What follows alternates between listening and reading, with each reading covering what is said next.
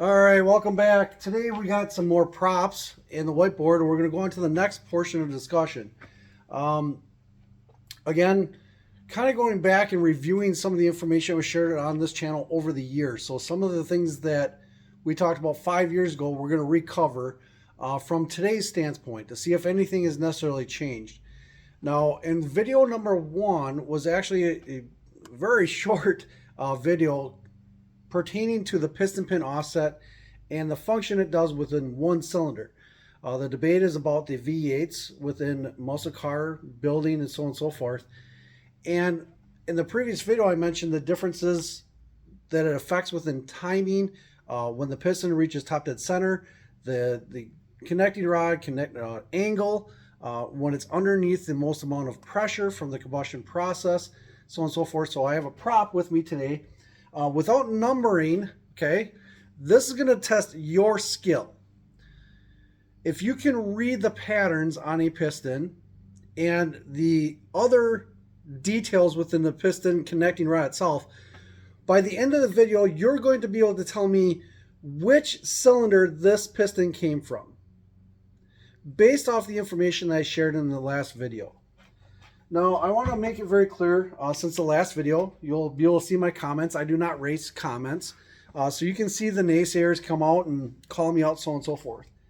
An individual did come out and said, I should stop making videos because the information I'm sharing with you is completely wrong. Okay?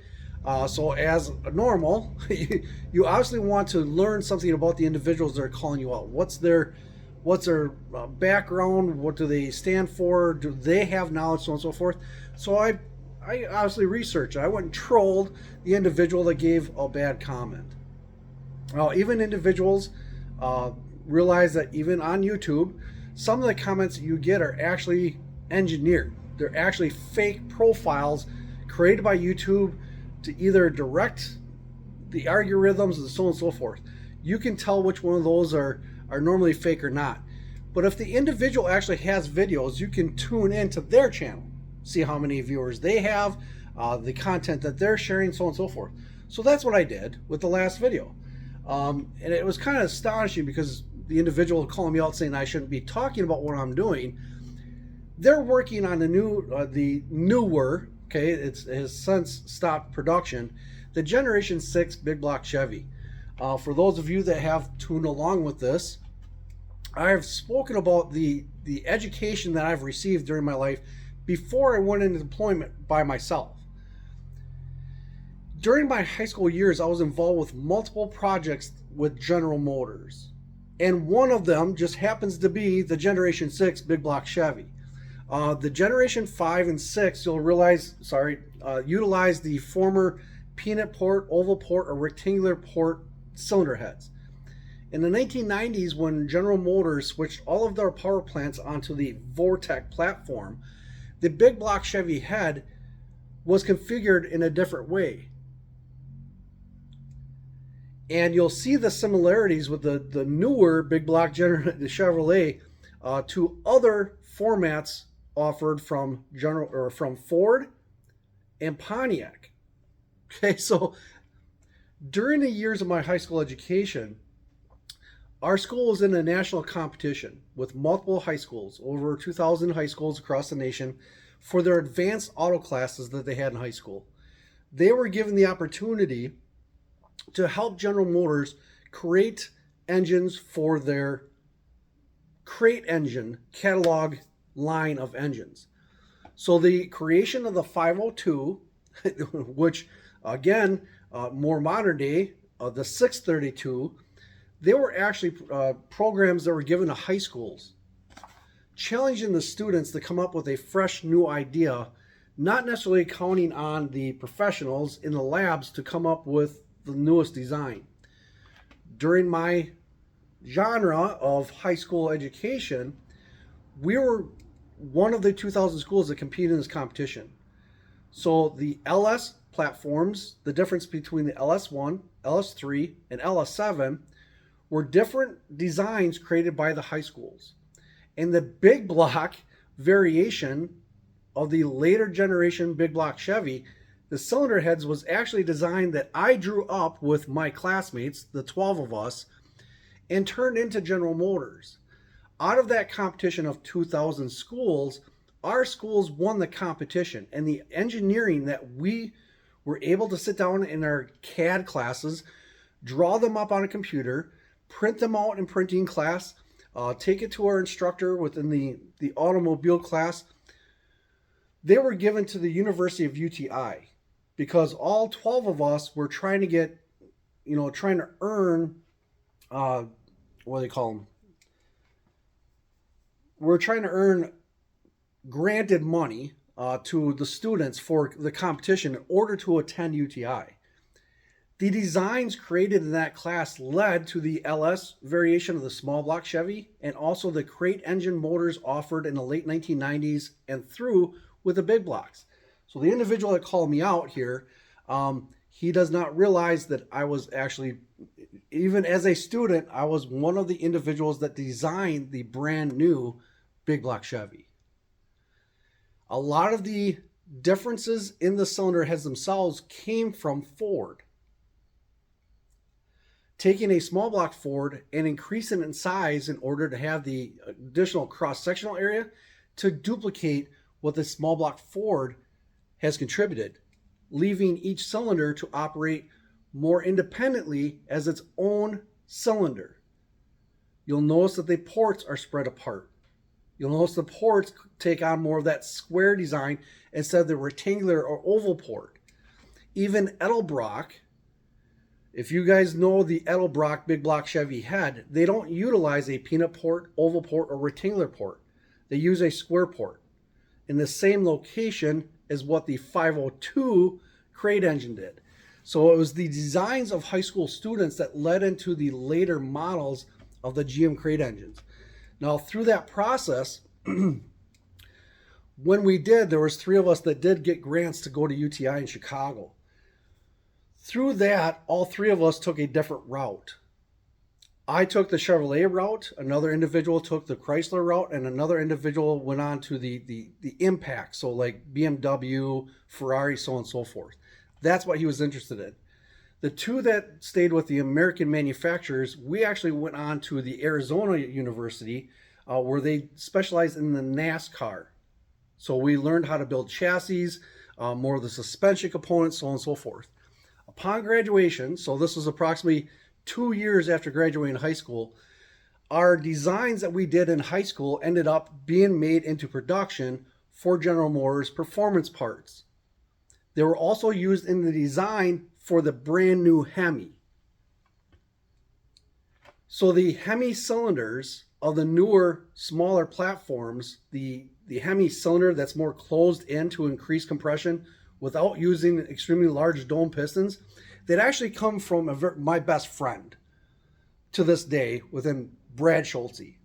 He is the president of the area's Racers Association. He has been in circle track racing for over 45 years now. He has 9 years of championships at local tracks here in central Wisconsin, whether it's Wisconsin International Raceway, Marshfield Superspeedway, Golden Sands, the Dell Superspeedway, you name it.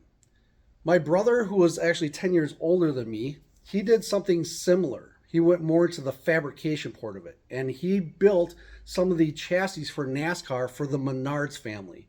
The 7 cars that they used in short track racing, in order to get them to the point where they're racing in NASCAR, those chassis and suspensions were set up by my brother. So we have a very vast ability to look at different performance things, so on and so forth, and we know where they came from. To have somebody come out and call me out saying I don't know what I'm talking about, I drew this design for the big block Chevy that he's working on when I was 16 years old. And it is now his project that he's working on in his garage 28 years later. Okay, so again, been there, done that, know the performance advantages to it, so on and so forth. Even with an application, one of my first jobs working for a Performance Pro Street shop here in central Wisconsin was utilizing the brand new big block Chevy LS variant, or excuse me, not the LS, the Vortec. Out of that combination, it was the first generation 8 big block Chevy to achieve 8 seconds naturally aspirated in a door slammer. 20 years ago. So, just to kind of get that off my chest if you want, that's why out of the 1,000 videos that I've shared on this channel, multiple have been taken down because individuals do not know my background and try to call me out on things thinking they know more. Easy enough. Now, going back to this piston, with the instruction I gave you in the previous video about the connecting rod angle, the piston reaching top dead center, the piston pin offset, this is, I'm going to give you a little bit of a detail. This is a small block Chrysler piston and connecting rod assembly. By the end of the video, with the details of the markings on the components and the orientation of the connecting rod, you need to tell me exactly what hole this came out of an engine. Now, a little bit of other detail in this. This engine was built in 2002.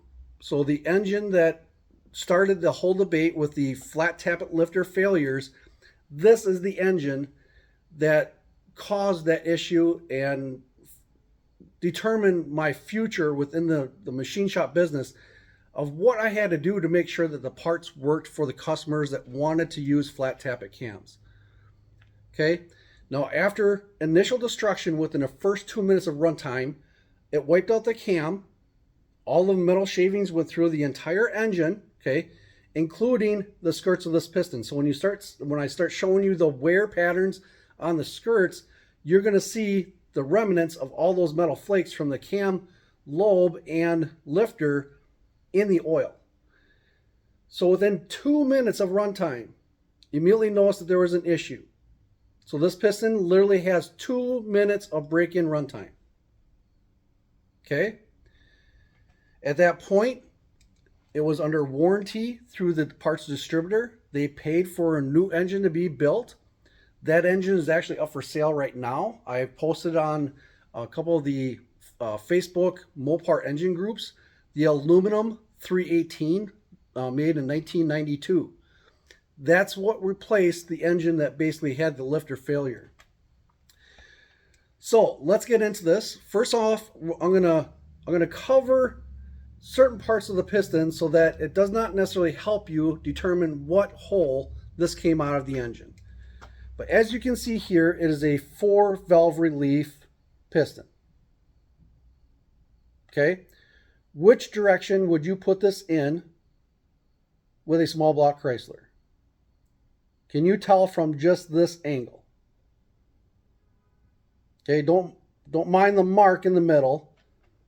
Okay, that's not the number of the cylinder, so on and so forth. Okay, can you rotate this piston around and can it go into the slug of the hole of the engine also? Can it be reversed? Okay. Now if we look at this side, even on the camera, can you tell which side the piston pin is offset to? Can anybody tell? By eye, without any kind of calipers, can you tell which side it's offset towards? If I turn it around, maybe that'll help you out a little bit. Which way is the piston pin offset to? Is it directly in the center? Now let's look at the skirts. Okay, both sides of the skirts. Turn it around. So if any of you were able to notice the little slip up there, can you tell which way this piston was installed in the engine by the markings on the skirt? So let's get in a little bit closer, maybe see some reflection here. You'll notice that there's fairly little wear and tear on the skirt of this piston. But if I get just the right glare, okay, now you can kind of see them. Where has the wear and tear between the piston and the cylinder occurred on this skirt? Okay, take it down and spin it around the other way. Get the reflection here. Okay, there you go.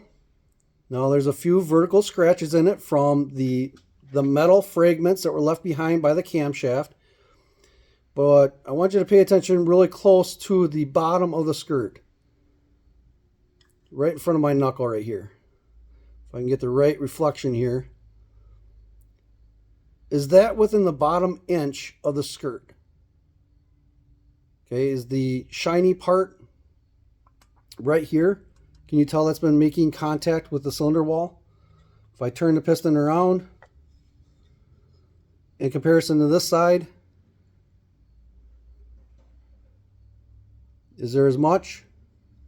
Okay, so just from those markings, can you tell in which orientation this piston was installed inside the running engine?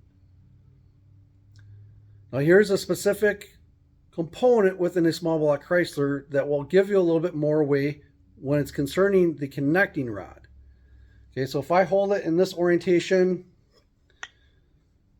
right here, can you tell me which way that this connecting rod was facing when connected to the crankshaft? Okay, to the trained eye, you're going to see that this side has a bigger shelf. Okay, does that tell you which way that this piston was installed on the crank journal? Okay, because they only go one way. I'm going to turn it around a little bit, and I'm going to open the cap so it's a little bit more obvious.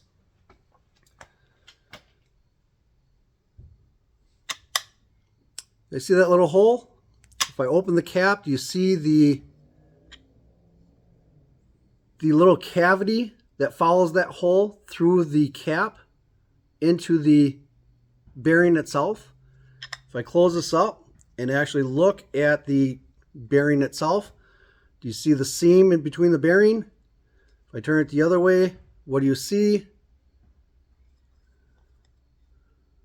Right there. Can you tell now, with that information, can you tell which way this piston was installed into the engine without seeing the markings supplied by the manufacturer of the piston? Okay, we're going to go back. Okay, I'm going to try to fool you around. Just seeing the face of the piston. Which direction was this piston installed in the engine? Majority of you, following the manufacturer instruction, are going to say because of this notch that this piston was immediately pointed towards the front of the engine. But can you tell which hole it went in? In combination of the direction of the notch and the orientation of the connecting rod itself, can you tell now if this was a piston installed in the front forward bank of the engine or the rearward bank?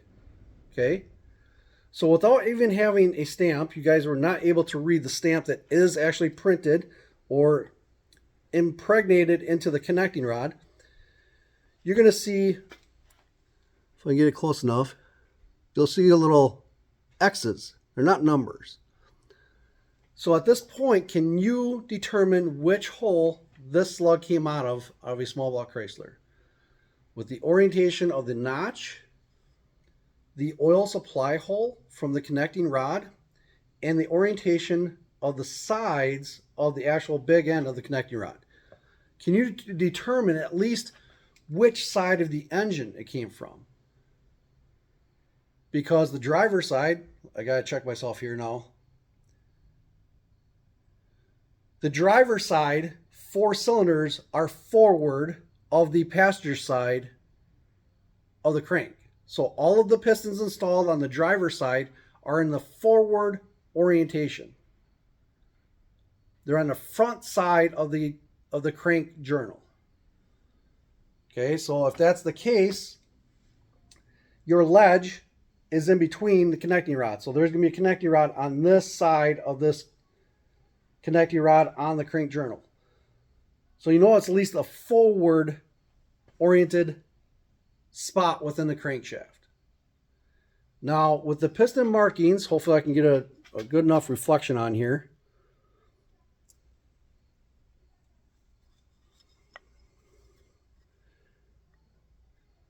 Okay. Not a whole lot to tell there. I can see it without the camera. this side right here has the greatest amount of wear and tear on the very bottom of the skirt. So basically right underneath my finger right here. Now if I lift it up and you see the orientation of the connecting rod ledge, it's thicker on this side. The oil squirter is not there. It's on the back side. Okay, so you know this is a forward position, driver's side piston and connecting rod assembly. The oil squirter is pointing towards me, okay, but evidence of the hole within the bearing. So you know that the rotation is from you to me over. Okay, if that's the front of the engine, it's this way. Which way is the notch of the piston going? To the rear of the engine. It's swapped. The piston is installed in reverse. Now, if you know the piston is installed in reverse, does that mean that the piston was actually mounted in the engine in this direction to where it was one of the passenger side pistons? So if you were to if somebody disassembled an engine, handed you all the components in a box to you, and if they weren't stamped numbering 1 through 8, could you determine which component fit into which cylinder of the engine? By the wear and tear or the casting of the connecting rod. You can at least determine which side of the engine it comes from in a V8. At that point, you can start narrowing it down. So now, if we look at the stamping, part number stamping, okay, it's upright. Okay, here's a stamp. On the small block Chrysler, if you buy a set of 8 pistons, those stamping numbers will be written left to right by the machine. So even with the notch being on this side, you can determine which side of the piston this is intended to go by the direction of the numbers. They're upside down right now. So when you install them, you should be able to read the numbers. They're not going to be upside down. Okay? So now, like I said, by the end of this video, you're going to be able to determine which cylinder this piston actually came out of a small block Chrysler, just by the details within the component. We know that if we go by the marking, this should be facing forward. But the ledge, the orientation of this connecting rod, it's one either left or right determining which direction this is. So if this is front and the piston is installed in this orientation, the thicker part is not in the correct position for assembly. Now if we look at the bearing big end, you're going to also notice a distance between here and the bearing compared to this side in the bearing. Notice the shiny part there, shiny part there. That is area where components could be rubbing against each other, especially when the piston connecting rod is moving back and forth on the crank journal. Okay, they're not held perfectly centered. They can walk a little bit left and right or forward and back on the crank journal. With that information, can you tell me which hole this came out of? For those naysayers out there, with the information I just gave you right now, can you tell me which hole this came out of? Just with the information I shared with you today. Can you narrow it down to at least what bank it came from? Left or right, passenger or driver side? Can you tell me if it was because of the connecting rod orientation? Can you tell me if it was in the forward position or the follow position on the crank journal? Okay, through this entire video, obviously I told you guys to ignore that number, right? That little black mark. Can anybody tell what that came from?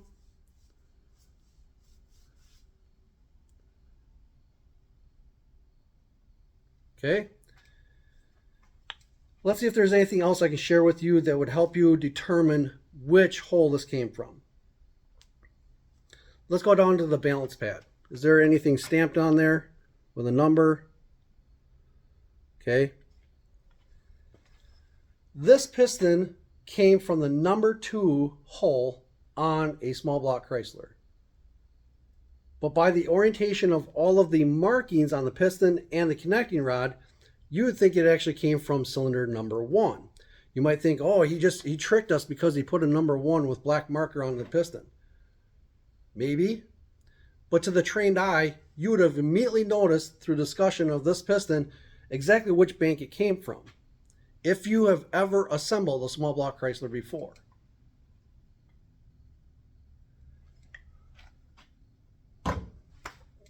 Mosquitoes are out. So again, folks, for some of you saying, oh, I got to bring out an actual piece to show you and prove some of the things that I've been saying. This engine, again, like I said, ran for 2 minutes. Let's look at the piston rings and see if you can see any shiny part. Please focus on the second ring. What do you see already? Is the discoloration of the second ring shiny towards the bottom of the piston and still black on the top? Within 2 minutes of running at 2,000 RPM from the initial start till the engine was shut off and torn apart, the second ring is already polished. What is making contact with the second ring? What is making contact with the cylinder wall?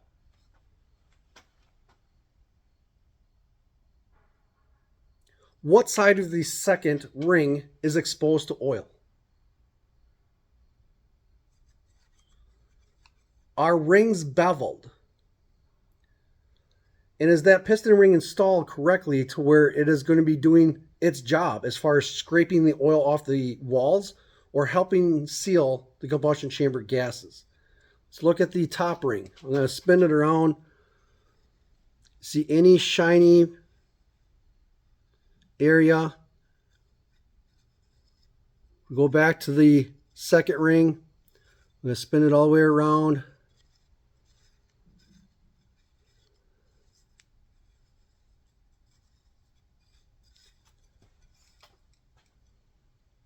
Okay, folks, the more time you spend tearing apart engines, the more you're going to actually learn on whether or not the design is beneficial to more power. This piston is a pressed pin construction. Okay? There's no retaining clips, so on and so forth. In 2 minutes, the piston skirt shows signs of wear right at the tip. Okay, I'm going to look just so I can see it better with my own eyes. This side is the worst. Now if I lift the piston up, show you the connecting rod orientation, and show you the direction of the notch, does that show you that this piston is fairly well balanced because of the piston pin offset? Okay, so this is the side that's worn the most right here on the tip. This was a number 2 cylinder of the piston, or of the engine. So it would have been facing outboard to the passenger side of the vehicle. Which way is the squirter designed into the connecting rod? This way. So as this piston is going up and down, and it comes back around at the bottom, where's the fresh oil being squirted into when the cylinder wall is exposed as the piston travels up? As it's traveling down, which skirt made contact with the cylinder wall? Was it the thrust side, or was it this side right here where the piston is being caused to cant?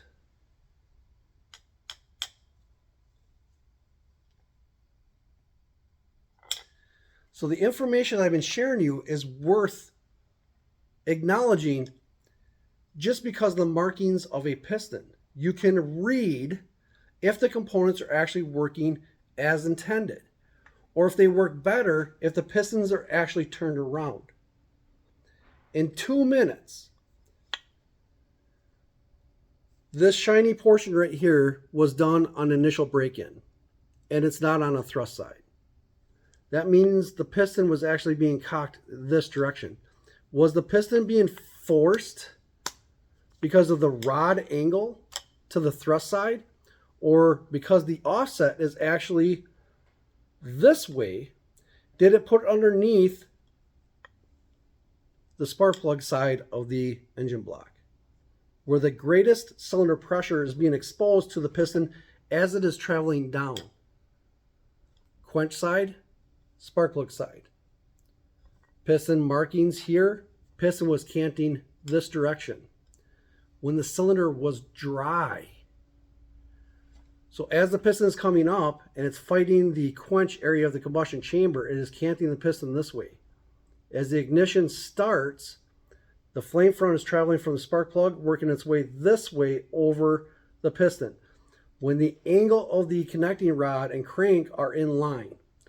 As the crank continues in its rotation and the connecting rod is now forcing, it should be forcing the piston this way, right? Because of theories about thrust operation and connecting rod angle, the piston is actually being tilted here underneath the quench, causing this portion of the skirt to get worn. Placing the actual crank pin offset underneath the spark plug. If this was installed in the number 1 position on the driver's side, here's a notch, be the exact same. But now the piston's on this side, or excuse me, the spark plug's on this side, the quench is on this side. Where's the thrust side in that cylinder? This side, right? But according to these markings, it doesn't follow that. Now, it'd be more obvious with an engine that has, extended miles on it, 200, 300,000 miles. But this is what I had available without me having to go into the other garage to find the other small block Chevy 400 variant that I can show you that actually has the 6-inch rod that has 0 piston pin offset. You can definitely see the difference in the wear and tear of the friction between the skirts and the cylinder walls on those pistons. By taking the pistons out, reversing them and turning them, and changing the piston pin offset, you are creating a more balanced location for the piston pin from the exhaust or the combustion process on a small block Chrysler. So it might not necessarily turn into direct performance gain in horsepower. It is reducing friction and balance within the frictional surfaces of the piston within the cylinders. That goes back again to day 1, the first video that I ever created for Uncle Tony's Garage. That had led into multiple other discussions as far as flat tap lifters to what was also discussed. Problemsome areas. Tulip valves compared to pancake valves.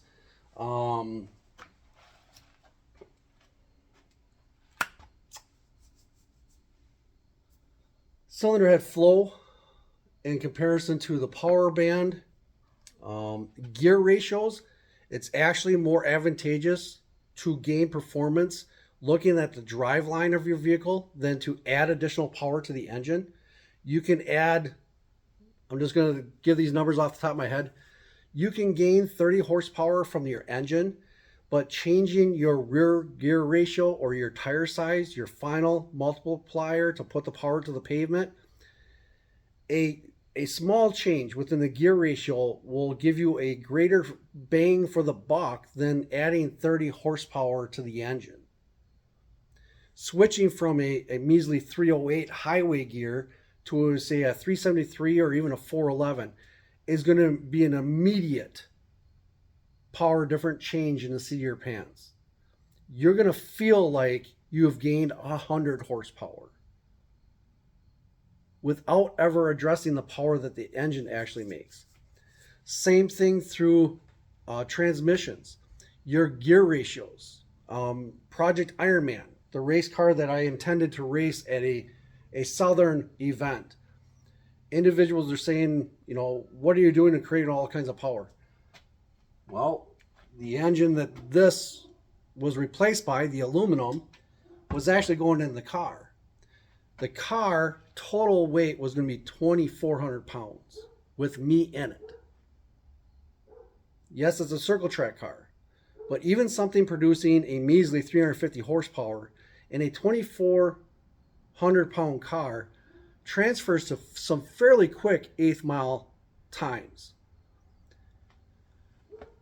Now, with the car, the Ironman car, I did not share the actual transmission I was running. I was running a 4-speed manual transmission. But typically when a racer starts from the starting line, they start off in first gear. Chrysler utilized grainy gear transmissions in some of their vehicles. So I believe it's the, you have to excuse me, I work with so many of them. The transmission that's in that now came out of a late 1960s pickup truck. So first and second gear are extremely low. Second gear is equivalent to the first gear in a Chrysler 727 or even a Torque Flight. Okay, so instead of starting off from the starting line in first gear, I would be able to actually use second gear only for the launch. It would have been the same, I believe it's 1.68 first gear ratio with a 513 rear end gear ratio and a 2,400 pound car. Talk about 60 foot times. Okay, folks, the eighth mile is designed for the shorter eighth mile distance. The quicker to get the car accelerating, the faster time you're going to have. The lighter the car, it doesn't take as much power or torque to actually accelerate the vehicle. You can let it unwind. You can drop the clutch at a higher RPM and have the gear ratios accelerate the car. Now, with only requiring 2 speeds to transverse over the eighth mile, first gear would have taken you through approximately that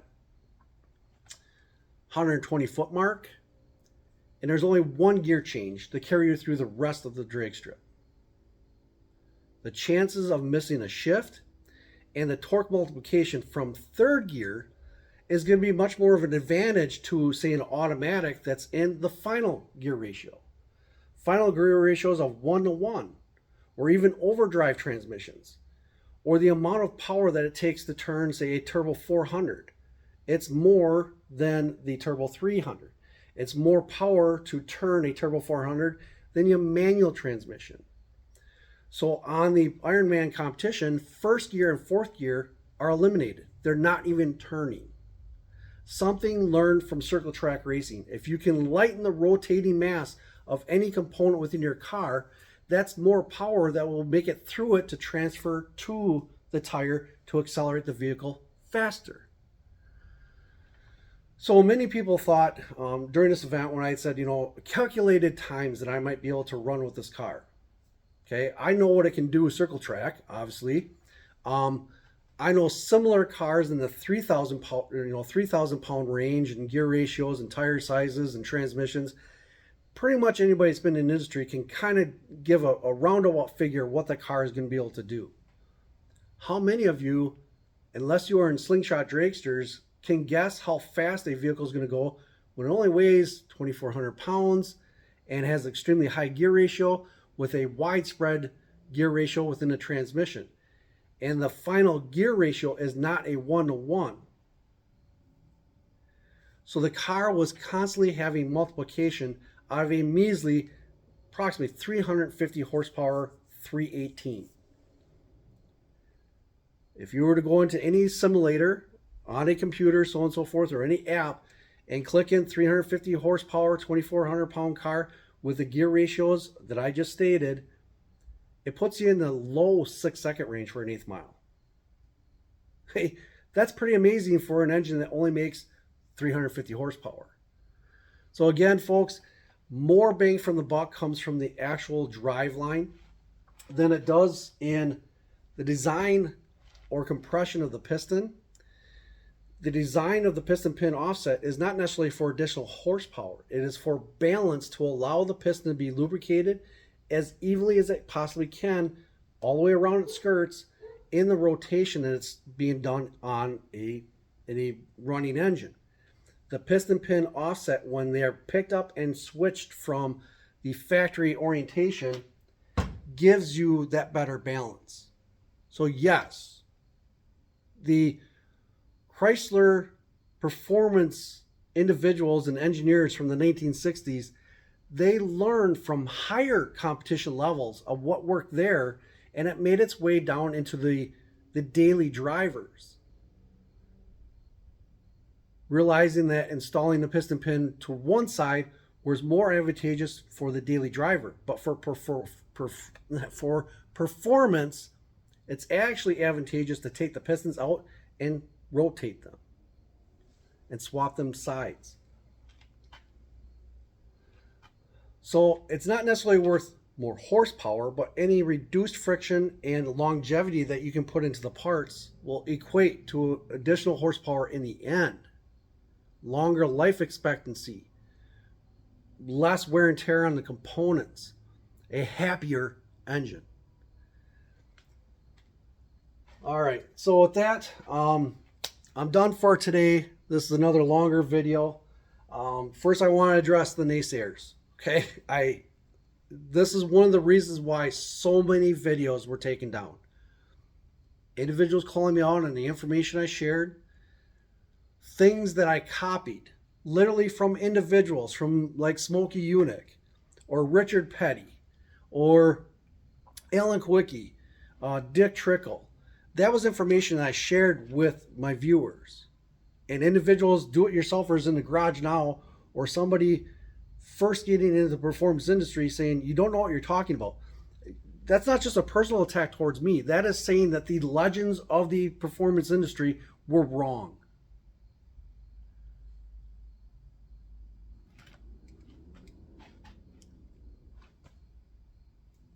Have a good one.